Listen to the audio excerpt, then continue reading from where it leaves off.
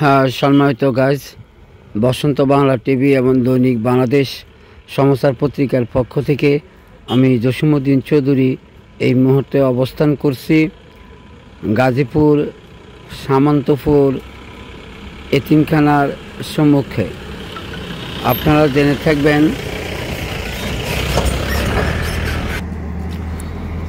সম্মানিত গাইজ, কয়েকদিন যাবৎ আপনারা জেনে এসেছেন, আমি লাইভে এবং বিভিন্ন ভিডিওর মাধ্যমে বলে এসেছিলাম সামন্তপুর নিবাসী হাজী আজিমউদ্দিনের বড় ছেলে আহমদ আলী অনেকদিন যাবৎ অসুস্থ ছিলেন। গত রাত্রে 1:30 উনি এন্তেকাল করেন। ইন্না লিল্লাহি ওয়া ইন্না ইলাইহি রাজিউন। মরহুমের নামাজে জানাজা অদ্য বাদ জোহর তার নিজ বাড়ির এতিমখানা মাদ্রাসার সম্মুখে অনুষ্ঠিত হবে। ধর্মপ্রাণ মুসলমান ভাইরা যেখানে থাকেন সবাইকে জানাজায় শরীক হওয়ার জন্য আহ্বান করা হয়েছে। আপনাদেরকে যদি একটু জানিয়ে রাখার চেষ্টা করি, গাজীপুর সামন্তপুর নিবাসী হাজী আজিমউদ্দিনের 4 সন্তান। বড় সন্তান বর্তমানে মৃত আহমদ আলী, মেজো সন্তান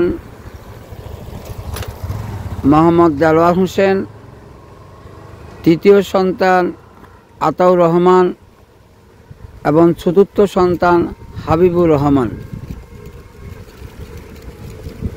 এই 4 ভাইয়ের মধ্যে বড় ভাই আহমদ আলী গতকাল রাত্রে পৃথিবীর মায়া ত্যাগ করে চলে গিয়েছেন।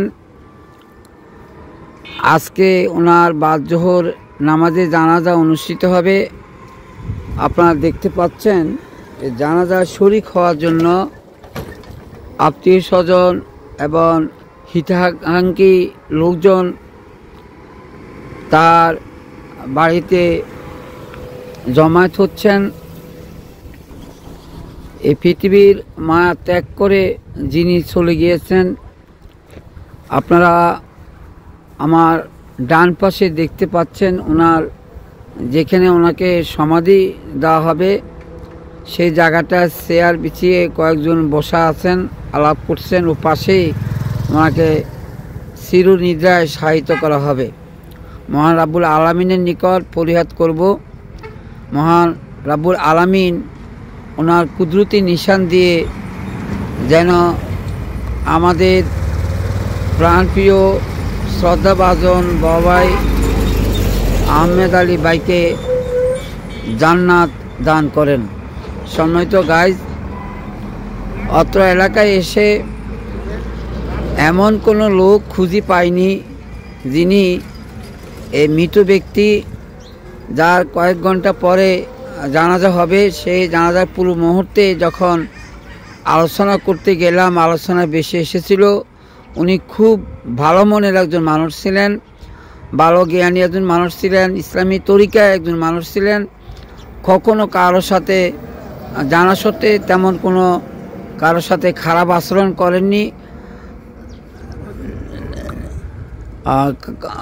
কারো মনে কষ্ট দেননি। সেই সুবাদে মহান রাব্বুল আলামিনের নিকট উনি আমাদের কাছ থেকে চিরবিদায় নেয়ার পূর্বেই আমরা আবারও রাব্বুল আলামিনের নিকট প্রত্যাশা করব, আবেদন করব, উনি জীবনে চলার পথে যদি কোনো ভুল ত্রুটি করে থাকেন, আল্লাহ যেন ওনাকে নিজ গুণে ক্ষমা করে জান্নাত দান করেন। যাদেরকে যিনি মৃত্যুবরণ করেছেন, ওনার 2 সন্তান, 1 মেয়ে, স্ত্রী এবং নাতনি রেখে গিয়েছেন। আত্মীয় স্বজন ভাই বেড়াদার সবাইকে রেখে গিয়েছেন। সবাইকে যেন আল্লাহ এই শোক বহন করার, এই আঘাত বহন করার তৌফিক দান করেন।